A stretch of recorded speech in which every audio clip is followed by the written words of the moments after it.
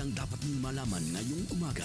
GV Balita Express. GV Balita Express. Mga balitang kinalap ng buong puwersa ng GV 99.9 Batangas. GV Balita Express. GV Balita Express. Mga balita sa loob at labas ng Timog Katagalugan. GV Balita Express. GV Balita Express. Narito na ang GV Balita Express.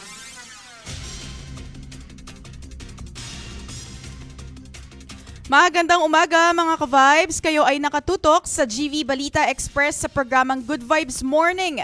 Kasama niyo po ang inyong lingkod, DJ Frankie, at kasama rin natin sa kabilang linya si DJ Joey Boy, keeping you GV informed, GV aware, and GV updated. Muli ito po ang GV Balita Express. oras natin ngayon, 6 na minutos, makalipas ang alas 7 ng umaga, hatid sa atin ng RightMed. Dahil gusto ng RightMed na gumaling kayo. At dako na tayo sa ating headlines, balita. UK nakahandang suportahan ang Luzon Economic Corridor. Panukala sa Kamara, ipanunumbalik ang February 25 bilang regular holiday sa paggunita ng EDSA People Power. Kaufman, inakusahan si Pangulong Marcos na planong in-neutralize ang dating Pangulo. Lalaki naligtas matapos maipit ang paa sa conveyor belt sa San Jose, Batangas. Pagguho ng landfill sa Rodriguez, Rizal, sinisiyasat ng DENR. Bagong 4-lane bridge itatayo sa Batangas City kapalit ng lumang Bridge of Promise. DPWH nagsagawa ng kauna-unahang campus job fair sa Batangas State. At para sa ating weather update, alamin. At meron din tayong good vibes balita. Kabuuang lunar eclipse masasaksihan sa Pilipinas sa Marso at 3. At para sa detalye ng balita, inihayag ng United Kingdom ang buong suporta nito sa Luzon Economic Corridor ng Pilipinas na may uugnay sa Subic Bay, Clark, Manila at Batangas sa pamamagitan ng pamunuhan sa Riles, daungan at malinis na enerhiya. Ayon kay Sim Malhotra, handa ang UK sa makibahagi sa mga proyekto sa ilalim ng Growth and Investment Partnership Plus o GIP Plus, habang patuloy naman ang estratehikong pamumuhunan at ugnayan pangkalakalan ng dalawang bansa. Para sa karagdagan detalye, kasama natin DJ Joey Boy. Pasok! GV Balita Express. DJ Frankie, inihayag nga ng United Kingdom ang buong suporta nito sa Luzon Economic Corridor ng Pilipinas na naglalay yung pagdugtungin ang Subic Bay, Clark, Maynila at Batangas sa pamamagitan ng pamumuhunan sa Riles, daungan at malinis na enerhiya. Ayon kay Sina Malhotra, handa ang UK na makibahagi sa mga proyekto sa ilalim yan ng Growth and Investment Partnership Plus o GIP Plus na inilunsad ng Pilipinas at UK upang palakasin ang kooperasyon sa transportasyon, enerhiya at infrastruktura. Katuwang ang United States at Japan, posible ring magbigay ng direktang suporta ang UK Export Finance para makahikayat ng UK-backed na mga proyekto. Bahagi ang Luzon Economic Corridor ng trilateral na inihayag sa summit sa Washington DC noon pang Abril 2024. Sa ilalim ng GIP Plus, maglalaan ng humigit kumulang $18 million na official development assistance para sa paghahanda ng proyekto at nakahikayat na ng tinatayang $104 million mula sa pribadong sektor.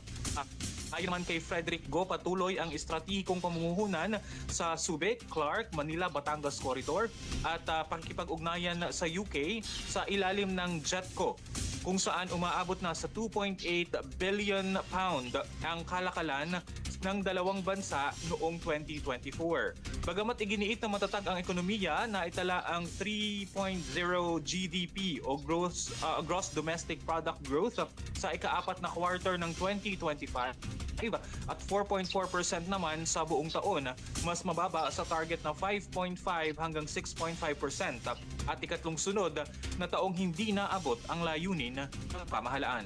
Para sa GV Balita Express, ito si DJ Joey Boy sa GV 99.9 your good vibes. At naghain ng panukala sa mababang kapulungan ng Kongreso na gawing regular ang holiday taon-taon sa February 25 bilang paggunita ng EDSA People Power Revolution na nagpatalsik sa dating Pangulong Ferdinand Marcos Sr. Ang iba pang detalye ng balita. GV Balita Express. Naghain ng panukalang batas ang mababang kapulungan ng Kongreso upang gawing regular holiday taon-taon ang February 25 bilang paggunita sa EDSA People Power Revolution na nagpatalsik kay Ferdinand Marcos Sr. matapos ang 2 dekadang pamumuno. Isinumite sa House Bill number 7911 nina mga kinatawan ng Akbayan Party List na sina Chel Jokno, Percival Sedanya, Dada Ismula at Dinagat Islands Representative Arlene Bag-Aw. Ayon sa kanila, nararapat lamang na idineklarang regular holiday ang February 25 upang parangalan ang mapayapang revolusyon noong 1986 na nagpasabak sa otoritaryang rehimen at nagpanumbalik ng demokrasya sa bansa. Nakasaad sa panukala na sundin ang lahat ng umiiral na batas at patakaran ng civil service hingil sa pagdiriwang ng regular holidays tuwing February 25. Matatandaan noong 2023, inilipat ni Pangulong Ferdinand Bongbong Marcos Jr. ang paggunita mula February 25 patungong February 24 bilang special non-working day alinsunod sa polisiya ng holiday economics. Sa mga sumunod na taon, hindi na isinama ang February 25 sa listahan ng mga regular o special holiday. Kabilang din sa panukala ang paglalaan ng pondo para sa mga programang paggunita at pang-edukasyon sa mga pangunguna ng National Historical Commission of the Philippines. Para sa GV Balita Express, ako po si DJ Frankie sa GV 99.9, your good vibes. At sa kabilang balita, iginiit naman ni Nicholas Kaufman, legal counsel ni dating Pangulong Rodrigo Duterte, sa International Criminal Court na ayon sa kanyang pahayag ay pinaplano umano ni Pangulong Ferdinand Marcos Jr. na in-neutralize ang kanyang kliyente. Sinabi rin niya sa opening statement sa pagdinig para sa confirmation of charges na may umiiral na dokumento ng isang tawag sa telepono kung saan isang kalahok ay nagyabang ng kumikilos bilang silent partner. Ang iba pang detalye hatid ni DJ Joey Boy. GV Balita Express. DJ Frankie, giniit nga ni Nicholas Kaufman, legal counsel ni dating Pangulong Rodrigo Duterte sa International Criminal Court o ICC na umano'y nais ni Pangulong Ferdinand Marcos Jr. na in-neutralize ang kanyang kliyente. Sa kanyang opening statement sa pagdinig para sa confirmation of charges laban kay dating Pangulong Duterte, binanggit ni Kaufman ang isang umano'y dokumento na naglalaman ng transcript ng isang tawag sa telepono sa pagitan ng 4 na individual na hindi niya pinangalanan. Ayon sa abogado, isa raw sa mga kalahok sa usapan ang nagyabang na siya ay kumikilos bilang silent partner ng Pangulo at umano'y namamahala sa isang plano upang maiharap ang mga testigo sa ICC habang pinananatili ang plausible deniability ng Pangulo. Nauna nang itinanggi ng Malacanang ang pahayag ni Duterte na siya ay kinidnap ng pamahalaan ng Pilipinas. Samantala, sinampahan ng ICC Office of the Prosecutor si Duterte ng 3 bilang ng crimes against humanity, kabilang ang murder at attempted murder kaugnay ng kanyang kampanya kontra iligal na droga. Para sa GV Balita Express, ito si DJ Joey Boy sa GV 99.9, your good vibes. At ako naman tayo sa balitang lokal. Matagumpay namang nailigtas ang isang lalaki matapos maipit ang kanyang paa sa isang machine. Rumuspende agad ang mga otoridad at sinigurong maliligtas ang biktima. Para sa detalye ng balita. GV Balita Express. Isang lalaki ang matagumpay na nailigtas matapos maipit ang kanyang paa sa isang conveyor belt machine sa San Jose, Batangas nitong linggo ng February 22. Agad rumuspende ang tauhan ng Bureau of Fire Protection sa pangunguna ni Regional Director FCSUPT Roy Roderick Aguto, Provincial Fire Marshal Annalie Carabajal Atienza at Municipal Fire Marshal May Joy Enerlan. Nagsagawa na maingat na extraction ang San Jose Fire Station at SRF Batangas upang ligtas na maalis ang pagkakaipit ng biktima. Tiniyak na mga rumuspendeng bumbero ang kaligtasan at wastong pag-stabilize sa lalaki bago ito tuluyang mailigtas. Ipinamalas sa operasyon ang mabilis na aksyon, kahandaan at matibay na koordinasyon ng mga otoridad sa oras ng emergencies. Para sa GV Balita Express, ako po si DJ Frankie. Sa GV 99.9, your good vibes. At iniimbestigahan ng Department of Environment and Natural Resources o DENR ang nangyaring pagguho sa Greenleaf Landfill sa San Isidro, Rizal. Ang iba pang detalye, ulat ni DJ Joey Boy. GV Balita Express. Iniimbestigahan ng Department of Environment and Natural Resources o DENR ang naganap na pagguho sa Grand Leap Sanitary Landfill sa Barangay San Rizal noong Pebrero 20. Tatlong manggagawa ang unang naiulat na nawawala matapos ang insidente, ngunit kalaunan ay natagpuan din silang ligtas at agad na nagpagamot. Ayon sa DENR, nagpadala na sila ng mga tauhan mula sa Environmental Management Bureau Calabarzon upang suriin ang lawak ng pinsala sa lugar. Inatasan din ang Greenleaf Solid Waste Management Incorporated na magsagawa ng slope stabilization operations at magsumite ng detalyadong action plan. Pinagbawalan muna ang paggamit ng mabibigat na kagamitan sa mga itinuturing na high-risk zones upang maiwasan ang posibleng karagdagang aksidente. Samantala, nanawagan si Nina Richie Inares, gobernador ng Rizal, ng mas masusing investigasyon bunsod ng pangamba ng mga residente at urban poor groups sa kaligtasan at posibleng epekto nito sa kapaligiran. Tiniyak naman ng DENR na patuloy nilang babantayan ang sitwasyon at ipatutupad ang mga kinakailangang hakbang para sa rehabilitasyon ng lugar at kaligtasan ng publiko. Para sa GV Balita Express, ito si DJ Joey Boy sa GV 99.9, your good vibes. At papalitan na at gagawing umanong mas matibay at 4 na linya ang Bridge of Promise sa lalawigan ng Batangas. Ito ay ayon sa isa sa kawani ng Department of Public Works and Highways o DPWH. Layunin ng proyektong ito na matugunan ang kaligtasan ng mga residente at motorista sa lugar. At para sa iba pang detalye, GV Balita Express. papalitan na ang Bridge of Promise sa Batangas City at gagawing mas matibay na 4 lanes ang bagong tulay ayon kay Secretary Vince Dizon na kasalukuyang Secretary ng Department of Public Works and Highways o DPWH. Ito ay matapos iutos ni President Ferdinand Marcos Jr. ang pagpapalit sa kasalukuyang tulay na nakitaan ng mga senyales ng pagkasira. Layunin ng proyekto na matiyak ang kaligtasan ng mga residente at motorista na araw-araw na gumagamit nito.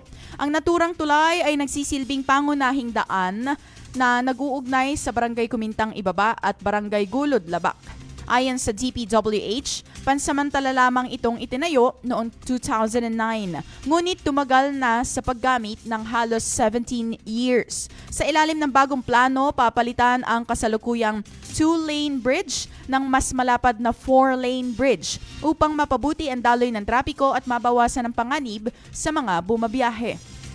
Humiling na rin ang DPWH ng tinatayang 300 million pesos upang maisama ang konstruksyon ng bagong tulay sa panukalang 2027 national budget. Para sa GV Balita Express, ako po si DJ Frankie sa GV 99.9, your good vibes.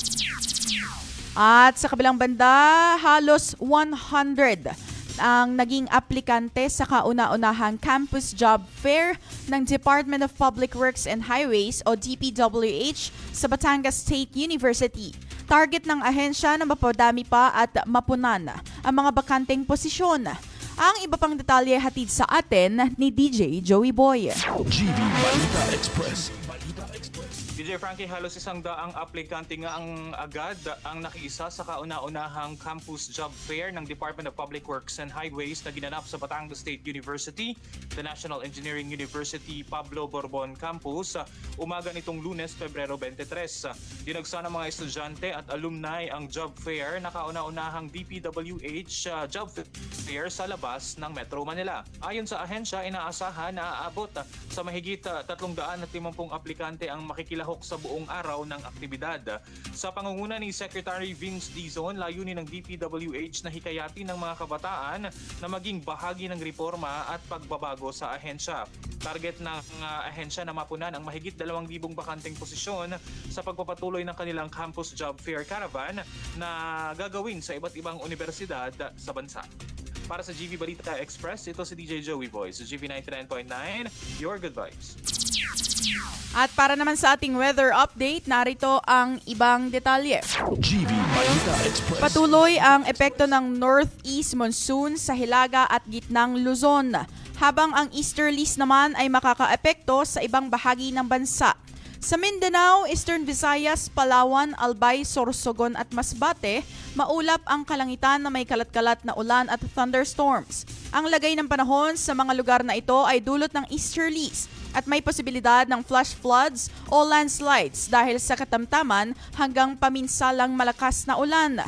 Samantala sa Ilocos Region, Cordillera Administrative Region, Cagayan Valley at Gitnang Luzon, bahagyang maulap hanggang maulap ang kalangitan na may iilang light rains, sanhi ng northeast monsoon at wala namang inaasahang malaking epekto.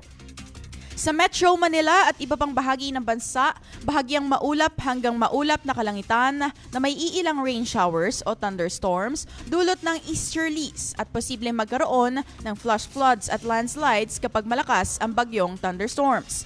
Para sa lagay ng hangin at daluyong sa baybayin, ang silangang bahagi ng Southern Luzon at Visayas ay makakaranas ng katamtaman hanggang malakas na hangin mula silangan hanggang hilagang sinlangan at katamtaman hanggang magaspang na tubig sa baybayin na may taas na 1.5 hanggang 2.8 meters. Samantala, sa ilang bahagi ng bansa, mahina hanggang katamtaman ang hangin mula sa silangan hanggang hilaga-sinlangan at bahagyang hanggang katamtaman ang kalagayan ng tubig sa baybayin na may taas na 0.6 hanggang 2.5 meters. Para sa GV Balita Express, ako po si DJ Frankie. Sa GV 99.9, Your Good Vibes. Para naman sa ating Good Vibes balita, isang lunar eclipse ang masasaksihan sa Pilipinas sa darating na Marso at 3. Ang iba pang detalye hatid ni DJ Joey Boy. GV Balita Express. DJ Frankie, mga ka-vibes, magaganap nga ang isang total lunar eclipse sa March 3, 2026 at ganap na makikita sa Maynila at iba pang bahagi ng bansa sa loob ng humigit kumulang halos 1 oras.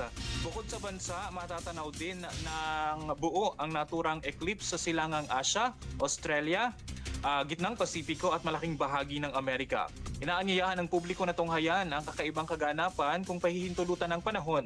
Ang pinakamataas na yugto ng eclipse ay magaganap bandang alas 7:34 ng gabi habang papasok ang buwan sa totality ng alas 7 ng gabi.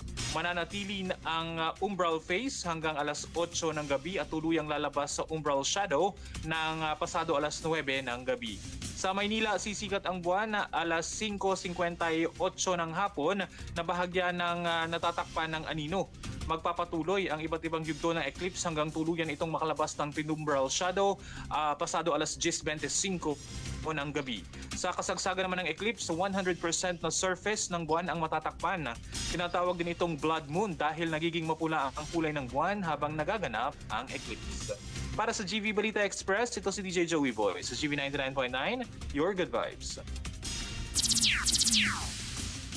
At yan ang kabuuan ng balita hatid sa atin ng Lipamedics Medical Center. You may follow them on their Facebook page, Lipamedics Medical Center, their Instagram at Lipamedics Medical Center, and you may check out their website, lipamedics.com. And this is DJ Frankie, kasama natin sa kabalang linya, DJ Joey Boy, keeping you GV informed, GV aware, and GV updated. Manatiling nakatutok sa the most influential Good Vibes radio station. Celebrating 30 years today, only here sa GV 99.9, Your Good Vibes. GV Balita Express. GV Balita Express. Mga may init na bagong balita. Mga balitang dapat mong malaman ngayong umaga.